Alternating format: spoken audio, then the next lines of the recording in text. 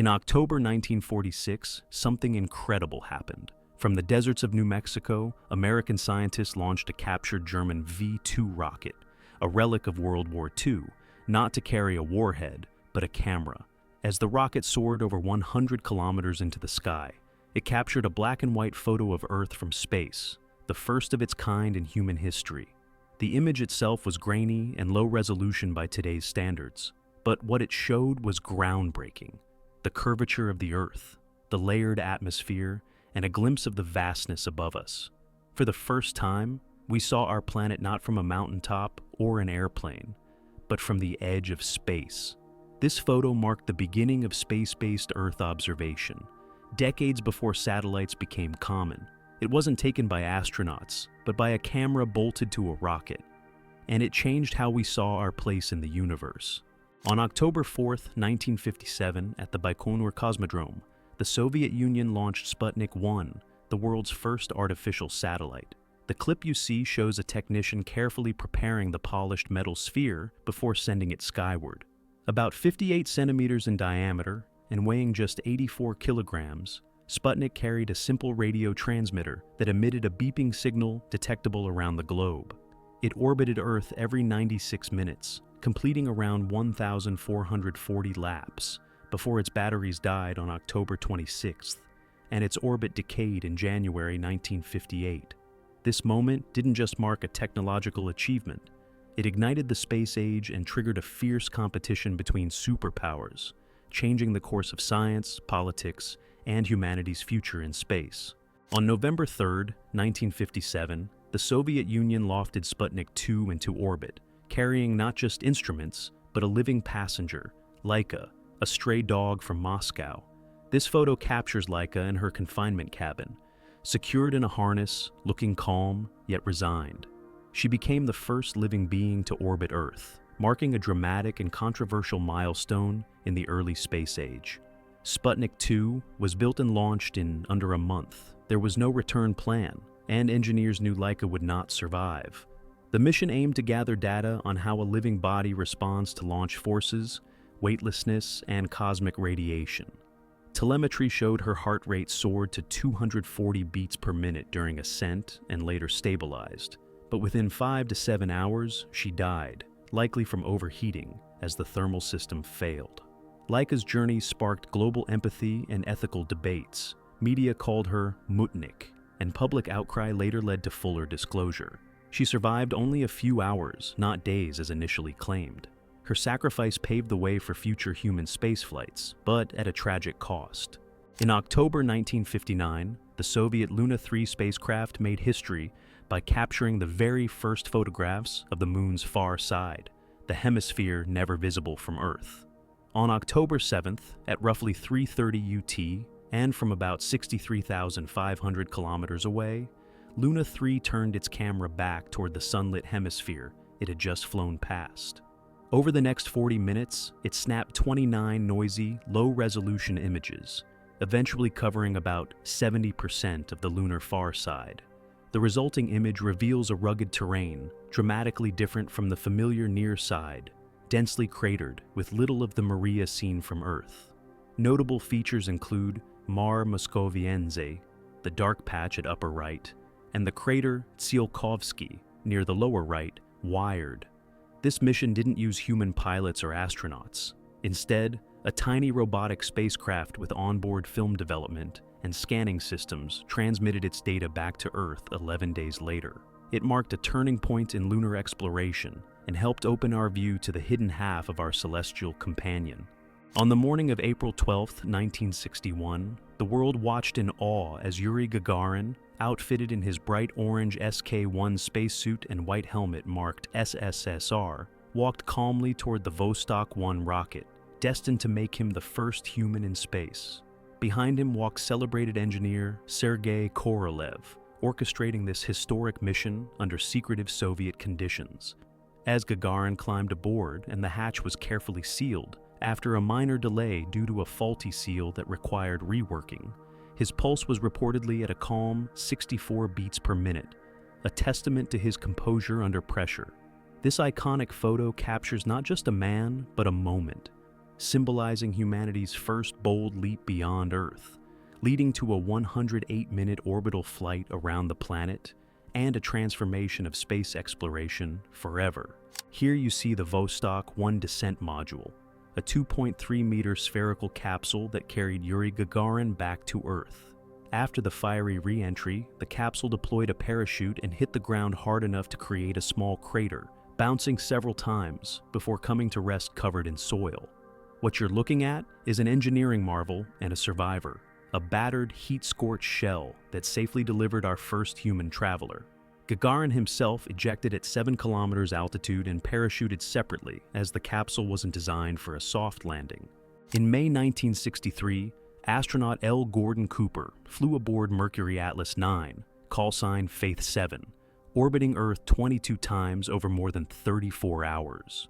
During the flight, he used NASA-modified Hasselblad cameras, loaded with color film, to capture Earth's surface in stunning early color images. These were among the first ever color photographs of Earth from orbit, showing Tibet, the Himalayas, Pakistan, Iran, and swirling cloud formations visible from space. The photos reveal vast mountain ranges, desert regions, and weather patterns in vivid detail rarely seen before that time. Cooper later recalled that he could see roads, rivers, and even individual villages under clear daylight, a testament to the clarity and value of these early Earth observation images. Here stands Valentina Tereshkova, a 26-year-old textile worker turned cosmonaut, in front of her Vostok 6 spacecraft. Clad in an adapted female suit labeled Seagull, she was moments away from making history as the first woman ever to fly into space. On June 16, 1963, Vostok 6 launched smoothly, initiating Tereshkova's nearly 3-day solo mission. Over 71 hours, she orbited Earth 48 times, conducted observations, and photographed the horizon, some images later used to study atmospheric aerosols. During the flight, she even communicated with Nikita Khrushchev by radio, and with Valery Bykovsky, piloting Vostok 5 as the ships passed within only 5 kilometers of each other. On March 18, 1965, Soviet cosmonaut Alexei Leonov stepped out of the Voskhod 2 spacecraft and became the first human to walk in space. He wore a pressurized suit called Berkut, tethered to the ship by a 5.35-meter cord. As he exited the inflatable airlock, he floated freely above Earth for 12 minutes.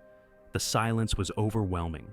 Leonov described the moment as peaceful and surreal.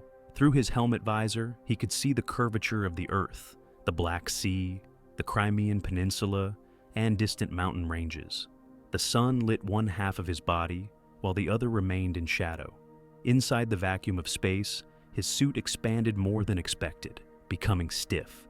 When it was time to return, he realized he couldn't fit back through the airlock. He manually released pressure from the suit, slowly risking his safety until it softened enough for re-entry.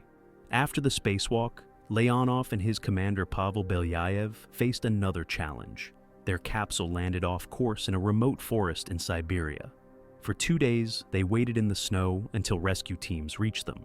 On August 23, 1966, NASA's unmanned Lunar Orbiter 1 spacecraft took the world's first image of Earth rising over the lunar horizon. The black and white photo shows a slender crescent Earth floating above the rugged lunar surface.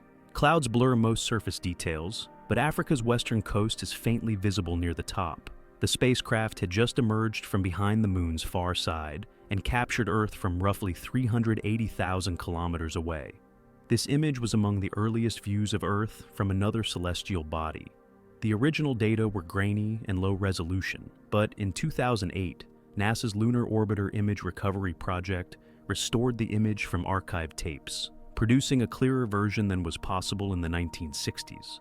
In early 1967, astronauts Gus Grissom, Ed White, and Roger Chaffee posed for mission portraits and training photos in front of their Apollo spacecraft at Launch Complex 34, preparing for the first crewed Apollo mission. They were clad in silver suits and standing confidently by the launch pad. On January 27th, during a final pre-launch test inside the sealed command module, a spark ignited the pure oxygen environment. In seconds, fire and dense smoke engulfed the cabin. Alarm calls rang out, but the inward opening hatch and intense heat trapped the crew inside. All 3 men perished before rescue teams could reach them.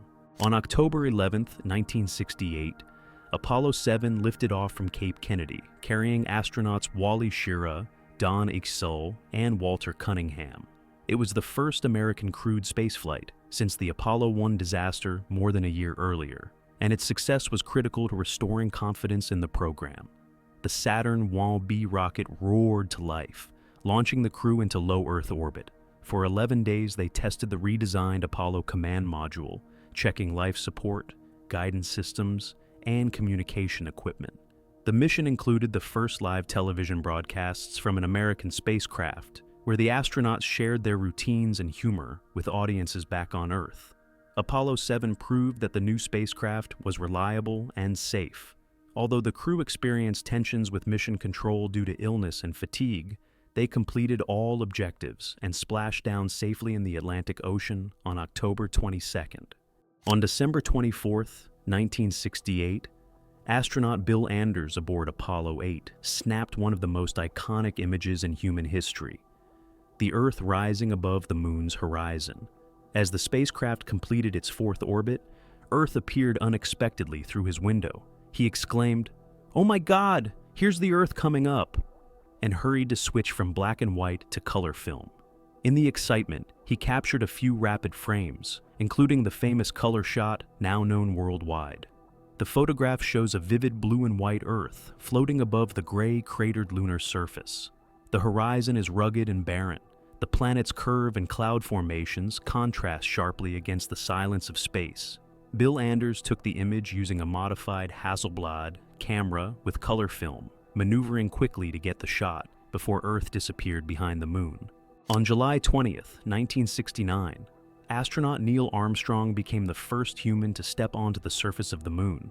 This iconic photograph, however, doesn't show Armstrong as the photographer. Instead, it was taken by him. The person visible in most famous Apollo 11 moon images is actually Buzz Aldrin.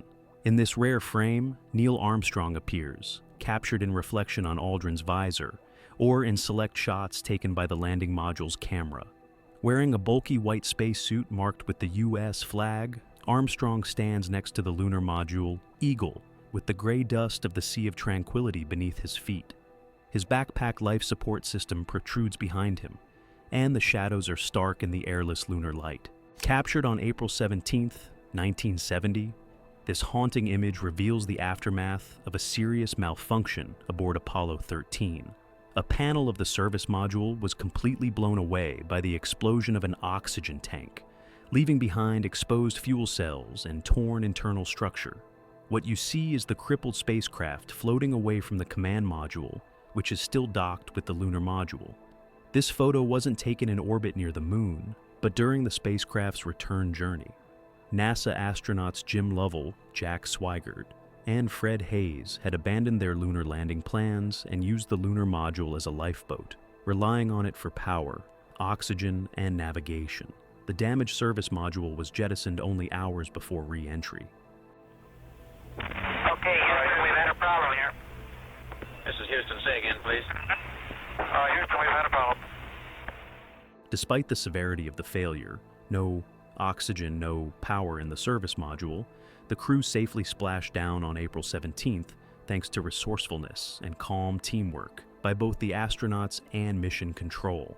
This iconic image stands as a symbol of resilience, a near disaster that was saved through sheer human ingenuity and perseverance.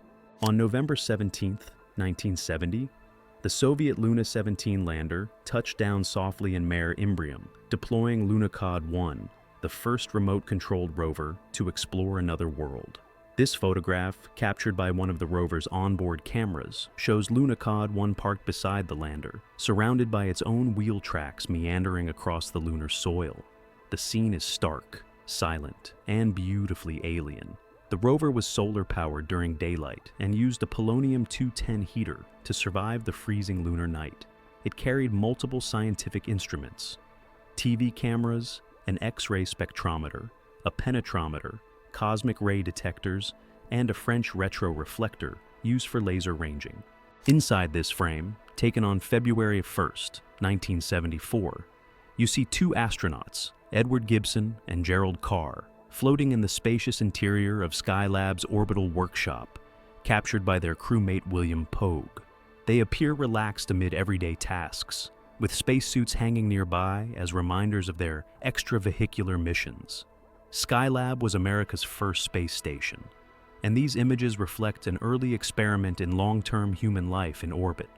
This crew, Skylab 4, spent nearly 3 months in space, where they conducted medical experiments, studied the sun, observed Earth's resources, and even watched Comet Kohutek from above. The interior was roomy, far bigger than Apollo capsules, with dedicated areas for sleeping, working, and exercising. High above Earth, over 200 kilometers in orbit, the spacecraft from Cold War rivals docked together. What followed was a powerful moment of symbolism and cooperation. Thomas Stafford and Alexei Leonov clasped hands through the open hatch of the US-built docking module, marking the first handshake between an American astronaut and a Soviet cosmonaut ever in space. They remained docked for about 47 hours, swapping gifts, sharing meals, and conducting joint experiments like ultraviolet absorption and artificial eclipse photography. The docking module itself was a feat of engineering, built to adapt incompatible spacecraft atmospheres and enable safe crew transfer. In early 1979, Voyager 1 began its historic flyby of Jupiter, sending back the first ever close-up images of the giant planet and its largest moons. This particular photo shows Jupiter's swirling bands, the great red spot near its upper right limb, and two Galilean moons, Io on the left and Europa on the right, all captured in a single frame. The imagery was created from black and white shots taken through different color filters and combined on Earth by JPL's image processing lab. At the time, the smallest features visible were still around 1,000 kilometers across, but Voyager would later resolve details as small as 5 kilometers. In August 1981, Voyager 2 flew within 101,000 kilometers of Saturn and snapped breathtaking shots of its magnificent ring system, including rare spoke features, radial formations stretching across the B-ring. This frame was taken from about 4 million kilometers away using ultraviolet, green, and clear filters combined into a false color image. Over 60 bright and dark ringlets appear, each indicating slight differences in composition and particle size. Voyager 2's images revealed a level of ring complexity never seen before. Scientists had expected simple smooth disks, but instead saw grooves, braiding, and dynamic spokes, some stretching over 20,000 kilometers. These spoke features vary over hours and likely relate to Saturn's magnetic field stirring up fine particles. On April 12, 1981, exactly 20 years after Yuri Gagarin's historic flight, NASA launched Columbia, the world's first reusable spacecraft, initiating a new era in human spaceflight. Commanded by John W. Young with pilot Robert L. Crippen, STS-1 was not a typical mission. It was a bold test of the shuttle concept. This frame shows Columbia clearing the launch tower, engines roaring, and 2 solid rocket boosters glowing hot as they detach. The team watched every detail in real time, knowing the mission carried enormous risk, with no escape system and limited experience. The significance of this moment cannot be overstated. Columbia completed 37 orbits over about 54 hours, flew smoothly, and landed at Edwards Air Force Base. It proved the concept of space travel like an airplane, reusable, efficient, and it set the stage for 135 shuttle missions that followed. In 1977, as the Voyager spacecraft prepared to embark on their journey to the outer solar system and eventually into interstellar space, they carried more than cameras and scientific instruments. Secured to the outside of each probe was the Golden Record, a 12-inch gold-plated copper disc, curated by a team led by Carl Sagan. This record was designed to be a time capsule, a message in a bottle sent across the vast ocean of space, meant for any intelligent life that might one day discover it. Engraved on the record's cover are binary diagrams that explain how to play the disc, the speed at which it spins, 16 2/3 RPM, and the location of Earth, mapped using the unique timing of 14 pulsars. Once decoded, the record reveals 115 analog encoded images showing the diversity of life and culture on Earth, including human anatomy, wildlife, landscapes, mathematical definitions, and scientific knowledge. It also contains natural Earth sounds like waves, thunder, and a baby crying, greetings in 55 languages, and 90 minutes of music from around the world. From Bach and Beethoven to Blind Willie Johnson and traditional Japanese shakuhachi, the record became humanity's first physical message to the stars, a declaration of curiosity, creativity, and the desire to connect with the unknown. Voyager 1, carrying one of these records, is now traveling through interstellar space, continuing to drift silently beyond our solar system, with our story etched into gold, waiting to be found. On January 28, 1986, the Space Shuttle Challenger disintegrated in mid-air just 73 seconds after launch from Kennedy Space Center. A catastrophic failure of the O-ring seal in the right solid rocket booster caused a flare that burned through the external tank, tearing the shuttle apart. This image shows twin contrails from the boosters entwined around a bright fireball, a surreal and shocking moment that brought an abrupt end to what was meant to be the 25th shuttle mission. On board were 7 crew members, including Krista McAuliffe, the first teacher selected for spaceflight. All perished in the disaster.